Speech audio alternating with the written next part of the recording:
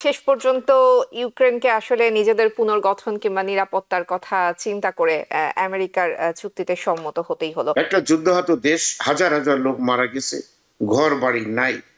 সেখানে যদি terms condition কিছু থাকে, এটা পরবর্তীকালে বা স্টেপ বাই স্টেপ করা যেত ডিপ্লোম্যাটিক্যালি। দুনিয়াতে নর্মস, পলিসি এবং আপনি যদি নীতি নৈতিকতার প্রশ্ন ওঠে, তাহলে দেখা যাচ্ছে যে ডোনাল্ড ট্রাম্প সেক্ষেত্রে অনেক কিছু ভায়োলেট করেছেন। উনি সবসময় সোজা কথা বলেন এবং উনি অনেক গরম গরম কথা বলেন, বলে তার যে বিপক্ষে কাবু করতে চান। খনিজ সম্পদ নিয়ে আমেরিকার সঙ্গে চুক্তিতে সম্মত হয়েছে ইউক্রেন, আজকের খবর। শেষ পর্যন্ত ইউক্রেনকে আসলে নিজেদের পুনর্গঠন কিংবা নিরাপত্তার কথা চিন্তা করে আমেরিকার চুক্তিতে সম্মত হতেই হলো। কিভাবে দেখছেন বিষয়টিকে? যে প্রশ্নটা আপনি করেছেন যে আসলে হয়তো ডোনাল্ড ট্রাম্প এই আলোচনায় বিষয়গুলোর সামনে নিয়ে আসছে। তিনি যেটা বলেছেন যে $360 বিলিয়ন যেটা দেওয়া হয়েছে বাইডেন আমলে, সেটাও কিন্তু মনে করবেন না আনকন্ডিশনাল ছিল।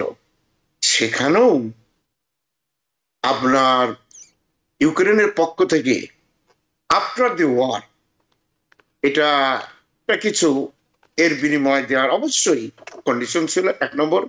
2 নম্বর ছিল বিভিন্ন রকম লোন গ্যারান্টিস এবং আরো টার্মস অ্যান্ড কন্ডিশন, যেটা ইউক্রেনের পরে। কিন্তু বাইডেন অ্যাডমিনিস্ট্রেশন এটা সামনে এইভাবে নিয়ে আসেনি।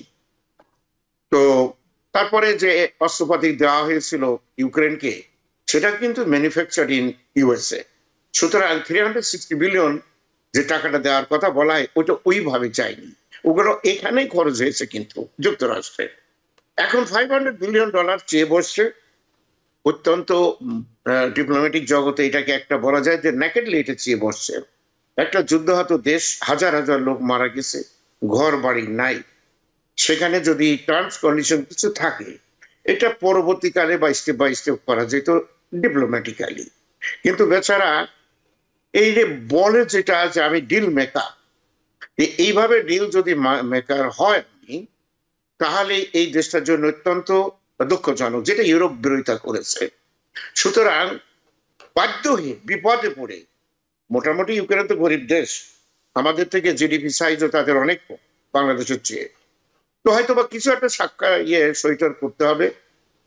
এটাকে হয়তো ডোনাল্ড ট্রাম্প বসবে যে এর থেকে বড় ডিল মেকার আর দুনিয়াতে কেউ হয় না, এবার আমার একটা নোবেল প্রাইজ টাইজ দাও, এটা হতে পারে। কিন্তু আমি মনে করি যে একটা দেশ রান বাই এ ডিক্টেটর দীর্ঘদিন থেকে বিভিন্ন স্টেট এসে বহু আশেপাশে সবগুলো ইনক্লুডিং জর্জিয়া, আপনার অন্যান্য ছোটখাটো দেশে যে যুদ্ধ করেছে, ধ্বংস করেছে, ইউরোপের অন্যান্য দেশগুলো নিরাপদ মনে করে না। সুতরাং তাকে চেক দেওয়ার জন্য ইউরোপ সবসময় চেষ্টা করছে। যুক্তরাষ্ট্র তাদের সাথে লিডি ছিল সবসময়, আর লিডি থাকলে তো অবশ্যই তাকে স্যাক্রিফাইস করতে হবে।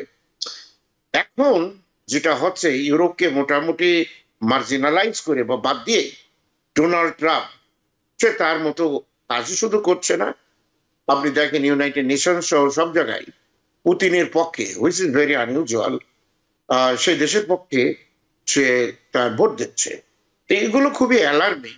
এতে একটা জিনিস হয় কি, যেহেতু আমরা একটা ছোট দেশের মানুষ জিওগ্রাফিক্যালি, এই দেশগুলোর পাশে যদি বড় কোনো দেশ থাকে, তাহলে এই অ্যালার্মিং বিষয়টা আমাদেরকে অবশ্যই মাথায় রাখতে হবে যে যদি কেউ আঘাত করে, তাহলে নিজেদের শক্তি ক্ষমতা দিয়ে সেটা রেসিস্ট্যান্ট করতে হবে।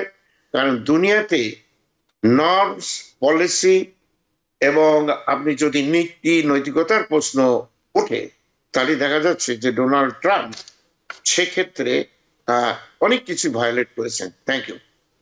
জি, অসংখ্য ধন্যবাদ প্রফেসর ডক্টর মহসেনীয় পাটোয়ারি। আপনার কাছ থেকেও শুনবো ক্ষমতার অপব্যবহার না সদ্ব্যবহার, কিভাবে এটাকে আমরা ব্যাখ্যা করতে পারি। আপনাকে অসংখ্য ধন্যবাদ। আমি আমাদের ডক্টর শওকত আলী সুন্দর একটা ব্যাখ্যা দিয়েছেন।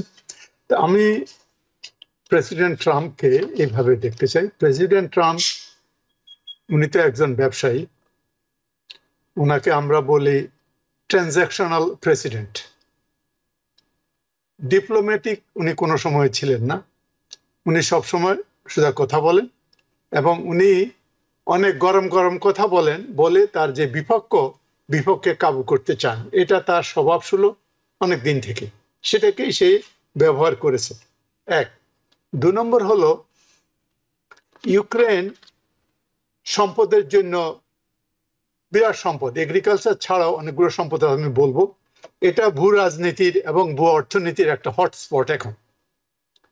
যেহেতু আমেরিকা ওখানে অনেক অস্ত্র দিয়ে সাহায্য করেছে এবং ইউক্রেনের যেই পরিমাণ রিসোর্স রয়েছে এগ্রিকালচার ছাড়া, আমি বলবো, যেমন আমি বলি যে ইউরোপের লার্জেস্ট ইউরেনিয়াম ডিপোজিট রয়েছে ইউক্রেনে, প্রায় 19 মিলিয়ন টন গ্রাফাইট রয়েছে। গ্রাফাইট ভেরি রেয়ার ম্যাটেরিয়াল, যেটা ব্যাটারি এবং ইলেকট্রিক ভেহিকেল তৈরিতে লাগে। যেমন 1/3 অফ লিথিয়াম, এই লিথিয়াম ব্যাটারির কথা আমরা সবাই জানি। 1/3 অফ দি লিথিয়াম যে ইউরোপের, সেই 1/3 ইউক্রেনে আছে। এবং পৃথিবীর প্রায় 7% টাইটেনিয়াম, যে টাইটেনিয়ামটা আপনার এরোপ্লেন তৈরিতে, যুদ্ধ অস্ত্র তৈরিতে, বিভিন্ন পাওয়ার স্টেশন তৈরিতে লাগে, এটা প্রায় 7% প্রোডাক্ট ছিল ইউক্রেনের। এবং তাদের যে রেয়ার আর্থ ম্যাটেরিয়াল বলে, 17টা রেয়ার আর্থ ম্যাটেরিয়াল, এই রেয়ার আর্থ ম্যাটেরিয়াল অসংখ্য পরিমাণ তাদের জমা আছে বর্তমানে।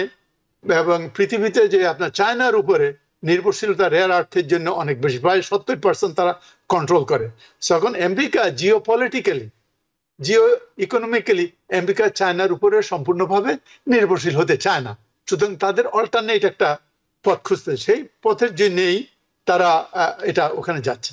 আর যে রাশিয়া যে জায়গাটা দখল করেছে, এতে ইউক্রেনের হিসাব অনুযায়ী $350 বিলিয়ন রিসোর্স রয়েছে। তার মধ্যে about 60% of the coal mining ওই এলাকায় আছে, প্রায় গ্রাফাইট মাইনিং আছে, এই জিনিসটা ওখানে রয়েছে। সুতরাং আমেরিকার একটা ইন্টারেস্ট আছে এখন, শুধু না, আগে থেকে আমেরিকান ইন্টারেস্ট ছিল।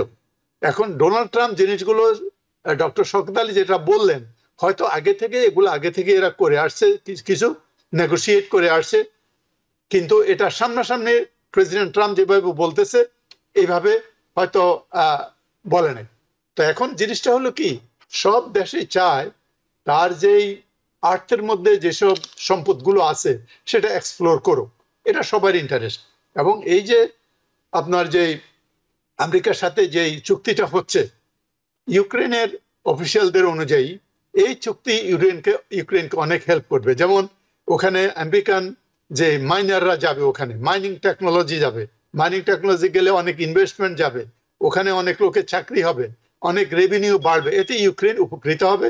এবং এতে ইউক্রেন যে পোস্ট যে আপনার ওয়ার যে রিকনস্ট্রাকশন দরকার, সেই রিকনস্ট্রাকশনটা আমেরিকার থ্রুতে এভাবে হতে পারে।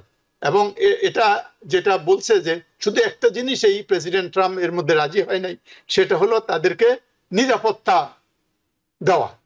দেওয়ার ব্যাপারে উনি ওটা কিছু বলেন। তো আমি মনে করি এই জিনিসটা মুখে আমরা খারাপ দেখা যাচ্ছে, কিন্তু ইভেনচুয়ালি এটা আমেরিকার জন্য বেনিফিট হবে, যে আমরা রিসোর্সগুলো পাবো, এইগুলো ভেরি এসেন্সিয়াল, অন্যের উপর ডিপেন্ডেন্টটা কমাবে। আর ইউক্রেনের জন্য অন লং টার্ম যদি শান্তি আসে, এটা তাদের অনেক হবে। তো একটা জিনিস মনে রাখবেন, যুদ্ধতে কোনো পার্টি কিন্তু উইন করে না। যুদ্ধতে উনি যে হাজার লক্ষ লক্ষ লোক, about millions of Ukrainian died already, everything shattered. আমার মনে হয় যে যুদ্ধ বন্ধ হওয়া দরকার, শুধু ইউক্রেনে না, মিডল ইস্ট থেকে শুরু করে যেখানে যেখানে যুদ্ধ হচ্ছে, যুদ্ধ বন্ধ করা দরকার।